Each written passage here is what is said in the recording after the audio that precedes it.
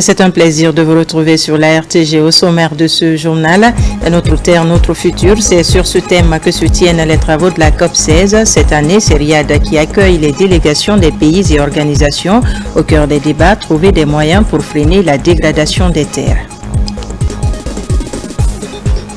Des établissements scolaires sont réhabilités à Massanta pour offrir un meilleur cadre d'apprentissage aux élèves de la localité. C'est une action du gouvernement pour qualifier le système éducatif guinéen. Ce soir, dans la rétrospective des faits marquants de l'année 2024, on s'intéresse au ministère de l'Information et de la Communication. Il y a eu des avancées significatives dans le programme de couverture intégrale du territoire national afin de faciliter l'accès à l'information. Voilà pour les titres. Bonsoir à tous. Merci de nous rejoindre sur les antennes de la télévision nationale. À la une de l'actualité ce soir, COP16 sur lutte contre la désertification. Cette année, l'événement se tient à Riyad, en Arabie Saoudite. Des pays et organisations du monde entier échangent actuellement sur la nécessité de travailler de façon concertée pour freiner la dégradation des terres. La Guinée y est représentée par une délégation conduite par la ministre de l'Environnement et du Développement durable, Mamadou Alpha Baldé. Envoyé spécial. Lutter contre la dégradation des terres et des ressources en eau, freiner l'avancée du désert, investir dans la restauration et la fertilisation des terres, la COP16 sur la désertification ne manque pas d'ambition. Des délégations venues de tous les continents se retrouvent en Arabie Saoudite, pays désertique, pour tenter de trouver des solutions durables. Plus de 3 milliards de personnes sont touchées par la désertification dans le monde. La Guinée, déjà aux portes du Sahel, entend jouer un rôle fondamental dans la lutte contre la désertification. En Guinée, la lutte contre la désertification est intégrée aux politiques nationales, telles que le Programme d'action nationale de lutte contre la désertification. Ces efforts visent à restaurer les écosystèmes dégradés, renforcer la résilience des communautés et promouvoir une gestion durable des terres. La Guinée, située aux portes du Sahel, n'échappe pas au phénomène de désertification, de dégradation des terres et de sécheresse. Et c'est ainsi que la Guinée invite la communauté internationale à mobiliser les ressources nécessaires pour la restauration du massif du Fouta Djallon, dont le rôle est essentiel dans la préservation des ressources en eau. Aussi, j'invite les partenaires techniques et financiers ici présents à accorder une attention particulière aux initiatives majeures portées par la Guinée dans ce cadre. À Riyad, la délégation guinéenne a rencontré plusieurs partenaires bi- et multilatéraux, à l'image de cette rencontre avec ses responsables du Fonds saoudien qui compte financer plusieurs projets écologiques en Afrique. Il a été demandé que nous puissions faire le suivi avec l'ambassade de la Guinée au niveau du Royaume de l'Arabie Saoudite pour assurer le suivi, l'adhésion de la Guinée à l'initiative dont le document a été signé. Et il est évident que le Royaume d'Arabie Saoudite va beaucoup appuyer la Guinée en ce qui concerne la réalisation de certains projets environnementaux dans le domaine du changement climatique, de la biodiversité, mais aussi de la lutte contre la désertification.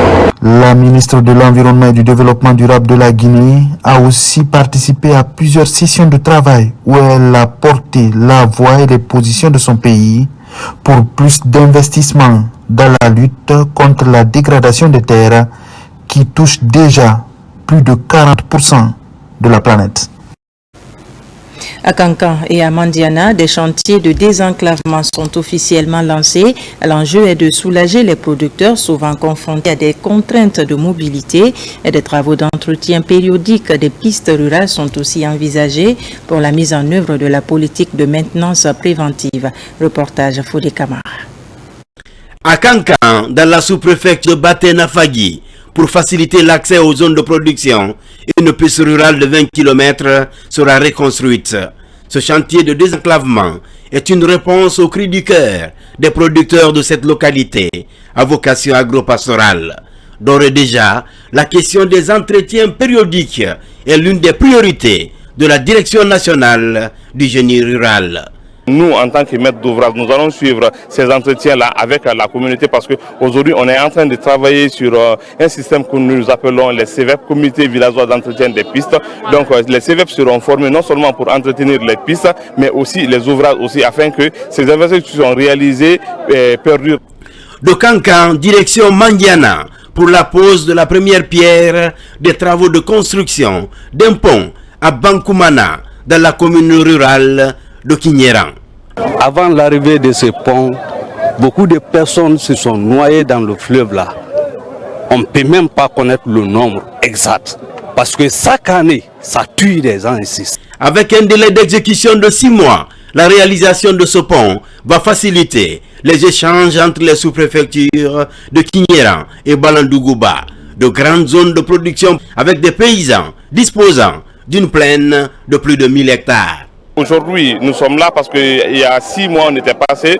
La population de Bankoumana avait exprimé le besoin à ce qu'on réalise leur pont à travers monsieur le ministre. Donc, quand on est parti à Conakry, le président de la République a donné des instructions fermes pour la réalisation de ce pont. Donc, c'est ce qu'on a fait. On a lancé un appel d'offres et puis une entreprise a été recrutée pour faire ces travaux. Donc, c'est pour cela qu'on est là aujourd'hui pour le lancement des travaux de ce pont. Le pont que notre gouvernement va commencer à construire aujourd'hui ne sera pas seulement une infrastructure. Il représentera aussi un véritable symbole de progrès et d'unité. Pour nos agriculteurs, il facilitera le transport de leurs produits vers les marchés, leur permettant ainsi d'accroître leurs revenus et d'améliorer leur qualité de vie. Pour nos élèves et nos travailleurs, il offrira une accessibilité accrue, réduisant les distances et améliorant leur quotidien. L'enclavement des zones de production est l'un des freins à la croissance de l'économie rurale.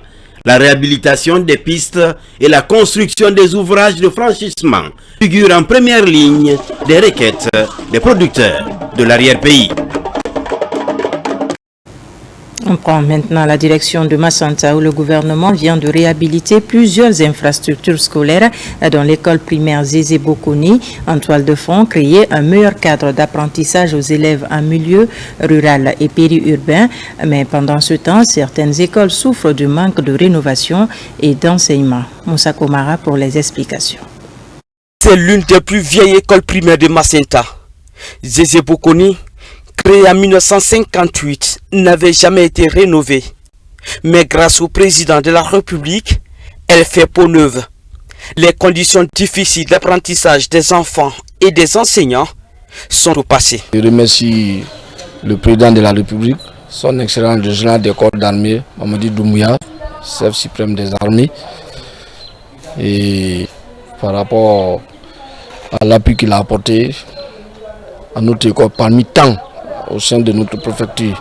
Comme cette école, 2 autres infrastructures scolaires sont aussi réhabilitées. Il s'agit de ce lycée collège TP à moitié rénové et cette école primaire Boussé. L'objectif étant d'offrir de meilleures conditions d'apprentissage aux enseignants et aux élèves. Nous sommes tellement fiers parce qu'on ne s'attendait pas du tout à ce tel acte. Pour en tout cas une première fois, même le secondaire bénéficie d'un appui de la part du gouvernement. Ça, c'est une satisfaction aujourd'hui pour nous. Donc, cet appui nous a permis de donner des matériels, petits matériels de bureau à mes 305 écoles de la préfecture de Massanta. Cette année, presque toutes les écoles de la préfecture de Massanta ont reçu des appuis substantiels du gouvernement. Présentation des lettres de créance en Sri Lanka. Récemment, l'ambassadeur Alassane Conté a présenté les documents qu'il accrédite auprès du président sri-lankais comme ambassadeur extraordinaire et plénipotentiaire de Guinée. Une présentation couronnée par un début de coopération entre les deux pays. Makemedunso. C'est dans un respect absolu de l'ordre protocolaire que l'ambassadeur extraordinaire et plénipotentiaire Alassane Conté a été reçu au palais de la Colombe. Le diplomate guinéen a remis officiellement ses lettres de créance au président de la République socialiste démocratique de Sri Lanka, son Excellence Anura Dissanayake.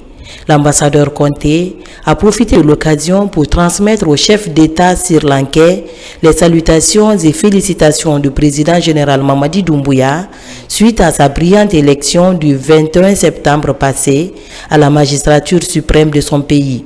L'ambassadeur Conté a aussi planté le décor par rapport aux grands enjeux du projet Simandou 2040 en invitant les hommes d'affaires de Sri Lanka à explorer les opportunités pour un partenariat gagnant-gagnant. Cette présentation des lettres de créance ne laisse pas le président d'Issanayanka indifférent. Il a instruit son ministre des Affaires étrangères à avoir une séance de travail avec la délégation guinéenne où les deux parties pourront passer en revue l'ensemble des préoccupations, des questions d'intérêt commun, comme la désignation d'un consul honoraire de la République de Guinée, mais aussi d'autres questions relatives au renforcement des relations bilatérales mutuellement avantageuses. Une mission de l'enseignement supérieur est allée à la rencontre des cadres de l'Institut itinérant de formation et de prévention intégrée contre la drogue et autres conduites addictives. Il était question pour la mission d'avoir une idée du fonctionnement de cet institut, mais également superviser les activités de la rentrée scolaire. Des précisions avec Abraham Christophe Conté. C'est une visite de la délégation du ministère de l'Enseignement supérieur et de la Recherche scientifique. Elle est orientée vers l'Institut de formation et de prévention intégrée contre la drogue et autres conduites addictives. La délégation vient s'enquérir du fonctionnement et du rôle de chaque département. En toile de fond, la question de la supervision des activités de la rentrée universitaire. Nous avons visité les installations de l'IFPICA. Nous apprécions l'effort qui a été mené par l'équipe dirigeante. Nos collègues de l'IFPICA travaillent dans un cadre appréciable, très propre. Nous avons visité notamment les départements de recherche et le département de la formation. Nous avons rencontré des cadres qui ont envie de travailler. Cette visite a permis à l'Institut IFPICA et la délégation de l'enseignement supérieur de passer en revue toutes les dispositions prises par rapport à la rentrée universitaire. À côté, les défis et des perspectives liées à la dynamique de l'Institut. Ceux dans le cadre de la drogue, mais également sur les activités de la formation qualifiée du personnel. On a mené une enquête qui a couvert tout le territoire national et qui a porté sur un échantillon de 4300-200 élèves.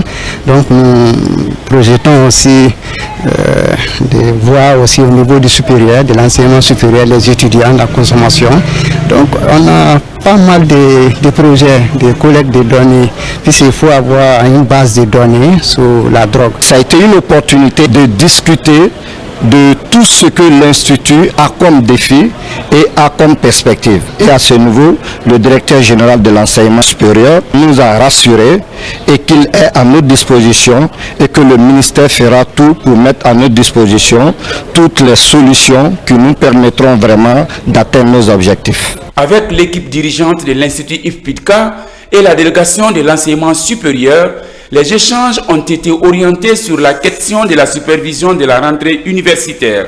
Cette visite a aussi permis à l'Institut de parler des activités déjà réalisées dans le cadre de la lutte contre la drogue et d'autres conduites addictives.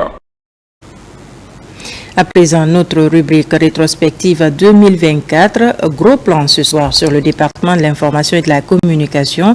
Ce ministère a bénéficié d'une attention particulière du président de la République, d'un soutien précieux du chef du gouvernement pour faire avancer le programme de couverture intégrale du territoire national.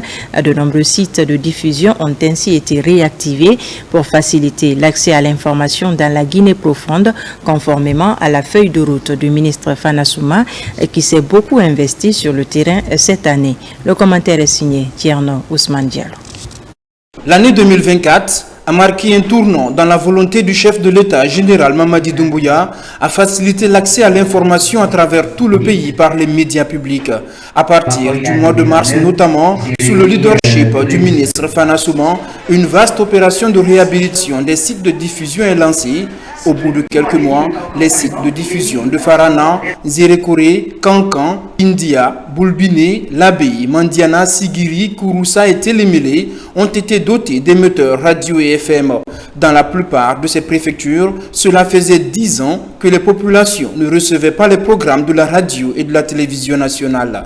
Le réveil des sites de diffusion offre ainsi aux populations l'opportunité d'accéder directement au programme de la RTG avec une simple antenne TV, sans obligation de s'abonner à un quelconque opérateur pour recevoir les images et écouter les sons de la RTG. Conscient de la nécessité de faciliter l'accès à l'information pour les populations paysannes à travers les radios communautaires et dans les langues nationales, le gouvernement a accordé une attention particulière aux radios rurales cette année. Ainsi, plusieurs radios rurales qui étaient également sous silence ont été relancées. En mars 2024, les stations opérationnelles étaient au nombre de 20. 6 mois plus tard, toutes les 36 stations de radio rurales sont opérationnelles avec de nouveaux émetteurs de 500 watts installés dans plusieurs d'entre elles pour étendre leur champ de couverture. Aussi, la tenue de la 25e revue annuelle de la radio rurale de Guinée a permis de réviser la grille des programmes de ces radios pour les rendre plus efficaces et plus présentes sur le terrain aux côtés de leurs cibles en milieu paysan. Le programme d'équipement et de modernisation de ces radios a permis depuis mars 2024 de doter 17 radios rurales de consoles numériques et de systèmes d'antennes pour à la fois faciliter le travail des techniciens et améliorer surtout la qualité de son. À cela s'ajoute la redynamisation de la RKS Radio Kaloum Stéréo, dont la sphère d'écoute des émissions dépasse désormais le cercle du centre administratif pour toucher toute la haute banlieue de Conakry. La relance des chantiers de construction qui étaient à l'arrêt a été également l'autre élément caractéristique cette année au ministère de l'Information et de la Communication. À Boulbiné, la rénovation du siège du quotidien national Oroya traduit la volonté des autorités guinéennes à redonner un second souffle à ce journal. À Koloma, les travaux de construction des sièges du ministère et de l'Institut national de l'audiovisuel entamés il y a de cela 11 ans sont enfin achevé. 2024 a aussi été marqué au ministère de l'Information et de la Communication par une politique d'ouverture tant au niveau national avec les associations de presse qu'avec les partenaires au développement qui ont accompagné les initiatives de formation des journalistes à travers le Fonds d'appui au développement des médias et le Centre de formation et de perfectionnement aux techniques de l'information et de la communication. Toutes les directions du ministère de l'Information et de la Communication ont été touchées par le vaste programme de réforme. La RTG, suite à une retraite, améliore ses programmes. L'AGP, l'Agence guinéenne de presse, renforce l'intégration du digital dans la diffusion de ces informations. La Direction nationale de la communication et de relations avec les médias privés a entamé l'élaboration de la politique nationale et de la stratégie nationale de communication gouvernementale afin d'harmoniser toutes les actions de communication et permettre une meilleure visibilité des initiatives menées sur le terrain en faveur du développement socio-économique des populations. À l'international, la coopération avec la Chine a pris une nouvelle dimension avec le projet de 1000 points locaux pour l'accès à l'information et aux nouvelles par l'énergie solaire. Star Times accompagne ce projet inscrit parmi les projets prioritaires dans la coopération sino-guinéenne. 2024 aura été ainsi l'année du dynamisme au ministère de l'Information et de la Communication, ponctué d'une reconnaissance des populations à l'endroit du chef de l'État, général Mamadi Doumbouya, pour le désenclavement des localités en matière d'information et de communication. À Pita, Bankor, Sigiri ou encore à Télémélé, partout, les populations ont marqué leur satisfaction. L'actualité nationale, c'est aussi la CEDEAO qui continue la mise en œuvre de son projet de sensibilisation des jeunes filles sur l'hygiène en milieu scolaire. À Boké et Bofa, les représentants de cette institution sont allés offrir des kits hygiéniques à plus de 500 filles. Ils ont également échangé avec elles sur la vision 2050 de cette organisation. Le point avec ça à Marathon. Une mission de la CEDEAO, Communauté économique des États de l'Afrique de l'Ouest, reçue par les élèves de la sous-préfecture de Kolabouyi, une localité de la préfecture de Boké. Les émissaires de l'institution sous-régionale ouest-africaine sont venus sensibiliser les jeunes filles sur l'hygiène corporelle en milieu scolaire. Au terme des échanges, des kits hygiéniques sont offerts à 250 filles des écoles de la zone. L'accès à des produits hygiéniques et de qualité reste un défi pour beaucoup de familles et votre contribution permet de lever un obstacle majeur à la scolarisation des jeunes filles. Autre sujet abordé au cours de ces échanges, la vision 2050 de la CEDEAO. Elle s'articule sur le passage de la CEDEAO des États à celle des peuples. Un manuel expliquant le projet est mis à cet effet à la disposition des élèves.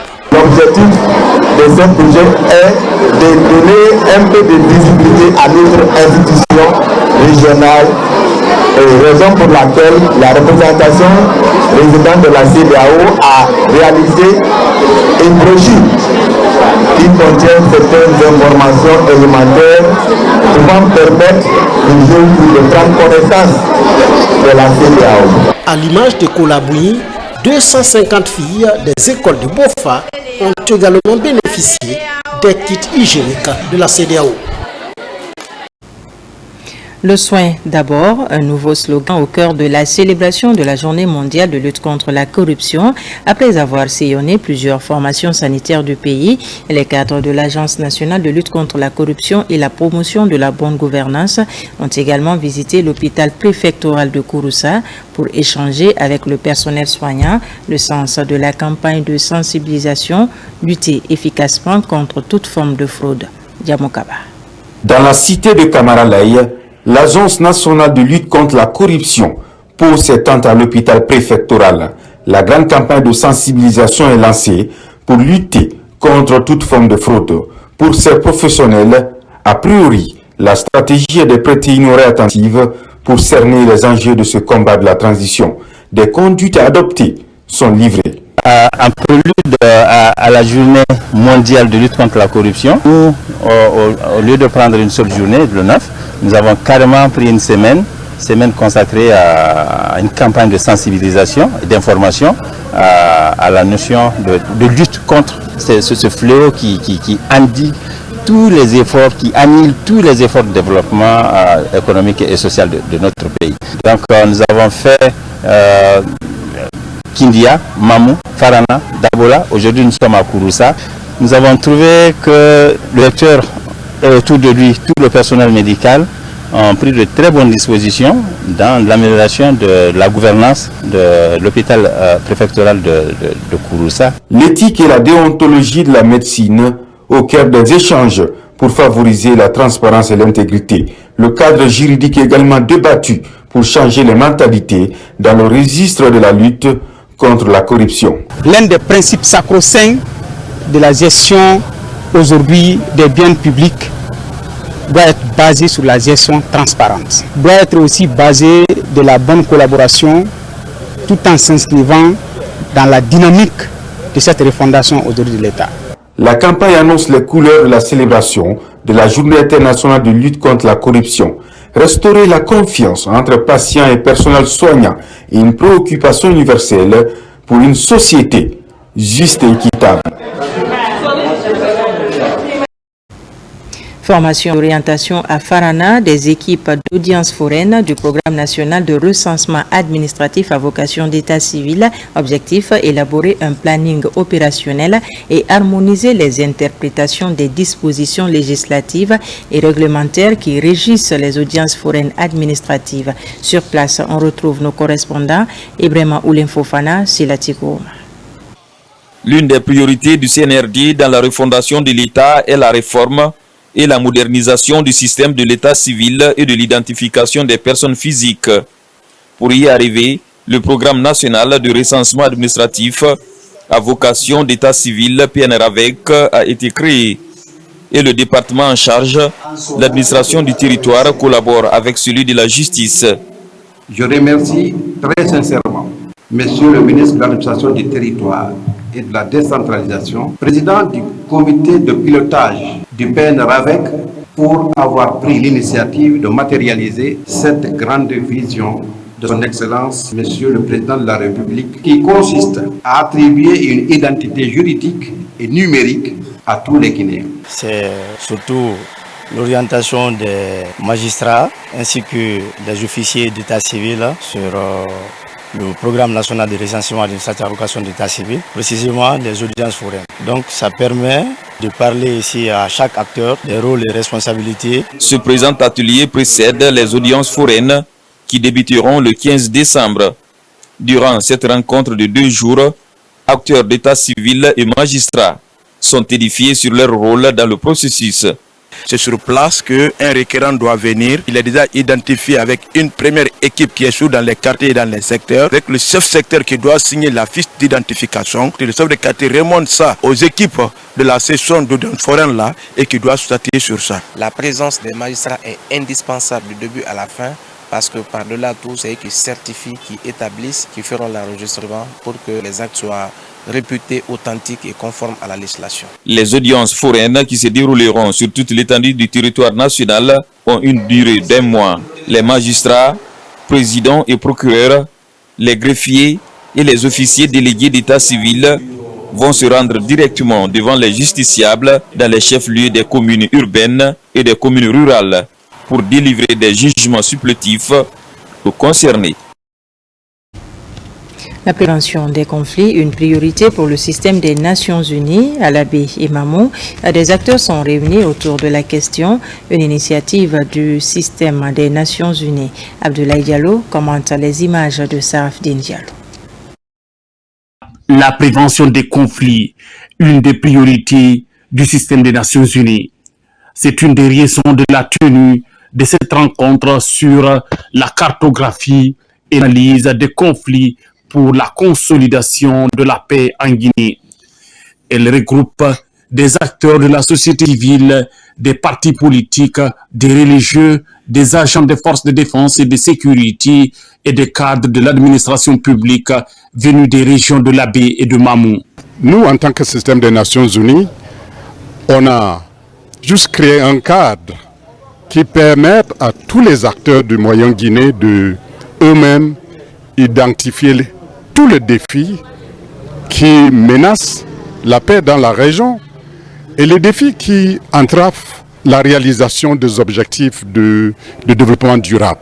À travers des travaux de groupe, les participants ont échangé sur l'identification des conflits et la proposition de solutions. Au sortir de cette rencontre, les acteurs seront amenés à vulgariser la notion de prévention et de consolidation de la paix dans les communautés et domaines respectifs. Faire la cartographie et l'analyse des conflits en cette période est une grande opportunité pour nous. Nous savons, nous, au niveau de l'environnement, il y a beaucoup de conflits qui étaient latents, qui étaient là.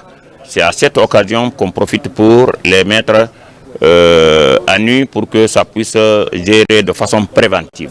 Les autorités exhortent ces acteurs impliqués à privilégier la communication qui est d'ailleurs un outil précieux dans la consolidation et la prévention de la paix. Les conflits sont d'origine diverses. Il y a le conflit de leadership, il y a des conflits domaniaux qui assaillent notre vie dans les collectivités. Depuis 2007, le système des Nations Unies, à travers le Fonds de consolidation de la paix, déroule des activités allant dans le sens de la promotion de la paix en Guinée. La mise en place du bureau des communes de Guinée, la région administrative de Zérékoré accueille une mission du ministère de l'administration du territoire et de la décentralisation. Pendant son séjour de travail, la mission va sélectionner 4 maires qui vont représenter la région au sein du nouveau bureau des communes, un bureau qui sera chargé de défendre les intérêts et les préoccupations des communes de la forêt. RTG Zérékoré, Mohamed Salioupaye, Lancé Kamisoko, Mohamed Lamine Diallo. Ces 4 présidents de délégation spéciale seront désormais les représentants de l'ensemble des communes rurales et urbaines de la région de Zérékoré au sein du Bureau national des communes de Guinée. Leur mission, défendre les intérêts et préoccupations des communes de la forêt. c'est la concrétisation de la feuille de route du ministère de l'administration des territoires sur la décentralisation plus large et le renforcement du pouvoir des collectivités afin de garantir une meilleure prise en charge des citoyens. On a commencé le parcours depuis Gekedo pour le choix des points focaux au niveau de chacune des préfectures. Et on a terminé ce soir-là à retenir 4 parmi les 6 pour représenter la région dans le bureau national à Conakry. Ces élus-là vont défendre les intérêts des communautés de la région administrative des Zérekoré. Donc ils sont porte-parole des 6 préfectures dans le cadre du développement des collectivités de la forêt. L'honneur est grand, mais les attentes aussi sont immenses pour ces ambassadeurs de la région forestière. Convaincus de l'ampleur de leur désormais tâche, ils voudraient être à l'avant-garde de la gestion inclusive et participative des affaires publiques dans la région. Les 10 communes ont eu confiance en moi déjà de mettre à la tête des 11 communes urbaines et rurales. Je suis resté le premier encore au niveau de point focal. Moi je dis que c'est une satisfaction vraiment pour moi. Ça veut dire que je ne suis pas là, je ne suis pas venu pour commander, mais plutôt pour travailler pour la population à la base et pour toutes les communes maintenant de la forêt. Tous les points focaux de la région se sont retrouvés au niveau de la région pour pouvoir élire aussi les 4. Parce que les textes juridiques de l'association disent que vraiment il faut 4 par région et pour la région spéciale de Conakry, il faut 3. Les autorités locales et les citoyens attendent désormais que ces représentants puissent apporter des solutions concrètes aux défis du développement durable de la Guinée forestière. Pour clôturer les 16 jours d'activisme contre les violences basées sur le genre, un cadre d'échange est mis en place pour impulser un changement de paradigme chez la jeune génération. Pour l'occasion, un roman a été présenté au public. C'est l'œuvre d'une jeune écrivaine qui, à travers ce livre, veut jouer sa partition dans la lutte contre les VBG. Reportage Mariam Kamara. Faite en 2 temps, cette rencontre a connu pour sa première phase une rencontre sur l'état des lieux des violences basées sur le genre en Guinée. Animée par des panélistes composés de différents acteurs qui interviennent dans la chaîne de lutte contre les VBG. Ensuite, un roman a été présenté au public, une œuvre qui vient garnir les rayons des livres dans la lutte contre les violences basées sur le genre. Son livre contient la vie de toutes les femmes, parce que ça relate les faits que la plupart des femmes, pourquoi pas toutes les femmes ont vécu d'une manière ou d'une autre, parce qu'on dit qu'une femme sur 3 est victime de violences basées sur le genre et par jour. Et à chaque 10 minutes, il y a une femme qui meurt dans le monde entier suite au VBG. Donc c'est ce qu'il a retracé ici. Je ne connaissais pas beaucoup de choses par rapport aux violences basées sur le genre. Maintenant, je pense que je suis à disposition de prendre des mesures et d'être un acteur majeur pour freiner ces violences basées sur le genre. Silence pluriel, un roman de 69 pages, a pris plus de 3 ans à son autrice. Ce roman, je l'ai écrit après être passé par les cas de violences basées sur le genre. Je l'ai rédigé vraiment comme pour briser le silence et aussi inspirer d'autres femmes à briser le silence et à se sentir valorisées, à ne pas se sentir honteuse d'être violentée, mais à être des actrices de la non-violence. L'idée est de provoquer un changement de paradigme chez les lecteurs. Un roman inspiré des faits réels qui se veut être une réponse aux violences basées sur le genre à travers des histoires touchantes qui relatent la mésaventure de plusieurs victimes. Dans l'actualité encore, l'ONG Fière d'être femme a entamé une série d'activités en faveur de l'émancipation et le bien-être de la couche féminine, une initiative élargie de dons de kits scolaires et de vivres destinés à certains élèves et orphelins de la capitale. Le récit avec Mikine Moussa Kamara, Mounir Bari. Une opération coup de poing contre les violences basées sur le genre. Elle est menée par les responsables de l'ONG Fière d'être femme. La structure est à l'école primaire de Barigawadou de Dixine pour un éveil de conscience chez les écoliers souvent victimes de violences physiques et psychologiques. Une activité couplée à des dons qui interviennent sur fond des célébrations de ces jours d'activisme contre les violences faites aux femmes. Nous sommes venus pour sensibiliser les enfants parce que nous estimons que si à bas âge nous apprenons à nos enfants comment se comporter, quand ils seront grands, il n'y aura pas de problème. Les violences sont faites en général par des jeunes hommes ou des hommes sur les femmes. Et quand les enfants, hommes, garçons et filles sont sensibilisés, c'est sûr qu'à l'avenir, de tels comportements vont cesser. Des soutiens matériels sont apportés pour accompagner des femmes et des filles dans certains orphelinats. Regina Marie d'Équipé, la voix des sans-voix, des Simbaya Mosquée et le centre d'accueil et de réinsertion des enfants déshérités CIA d'Amdalaï sont des pensionnaires bénéficiaires. Je suis contente pour les dons. Je envoie pour les enfants. J'invite tout le monde. La porte s'est ouverte. Je demande tout le monde aide pour qu'il m'aide pour les enfants. Mon mari est décédé. Je m'avais laissé avec les enfants des hérités, des orphelins.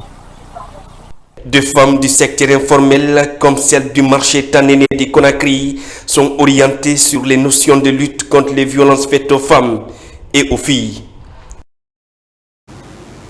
Et puis la Guinée s'apprête à lancer la 5e édition de la Semaine nationale de la citoyenneté et de la paix CNACIP, une initiative du ministère de l'administration du territoire et de la décentralisation. Elle vise à promouvoir une citoyenneté responsable.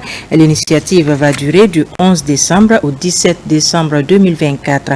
Suivez la déclaration du ministre de l'administration du territoire et de la décentralisation au micro de nos reporters. Citoyennes et citoyens de Guinée, chers compatriotes, dans quelques heures, nous serons appelés à magnifier les valeurs de la citoyenneté guinéenne à l'occasion de la 5e édition de la Semaine nationale de la citoyenneté et de la paix, CNACIP, qui se tiendra du 11 au 17 décembre 2024 sur l'ensemble du territoire national. Instituée par la loi L 038 du 28 juillet 2016, la CNACIP est organisée par le ministère de l'administration du territoire et de la décentralisation à travers l'Agence nationale pour la promotion de la citoyenneté et de la paix, ANACIP. Chers compatriotes, la CNACIP est une initiative de mobilisation citoyenne pour une meilleure promotion des valeurs civiques et républicaines, socle de vivre ensemble et de la cohésion sociale. La tenue de la CNACIP dans un contexte de refondation organisationnelle de notre pays est la preuve de la volonté des autorités de bâtir le développement économique et social de la Guinée sur le socle d'une citoyenneté responsable, pleinement assumée par tous les Guinéens. Une vision qui s'inscrit parfaitement dans la stratégie de Simandou 2040. À cet égard, la CNACIP sert de cadre de sensibilisation et d'interpellation de l'ensemble du corps social sur les enjeux liés au développement de notre pays et sur la nécessaire conciliation de l'exercice des droits et libertés avec l'observation des devoirs vis-à-vis de l'État et des autres citoyens. Car l'usage d'une liberté rime avec une responsabilité à assumer. Dans la même dynamique et dans un esprit de solidarité gouvernementale, le ministère de la Justice et des Droits de l'Homme posera des actes à travers tout le pays pour interpeller les citoyens sur le respect et la valorisation de nos signes et symboles qui constituent des identités remarquables de notre pays. L'émergence d'une nation cohésive, forte et prospère que nous appelons de tous nos voeux ne peut être possible sans une appropriation par tous les Guinéens des valeurs fondamentales de civisme et de citoyenneté responsable. C'est pourquoi cette édition est placée sous le thème « Asseoir une citoyenneté démocratique responsable pour la construction d'une Guinée nouvelle ».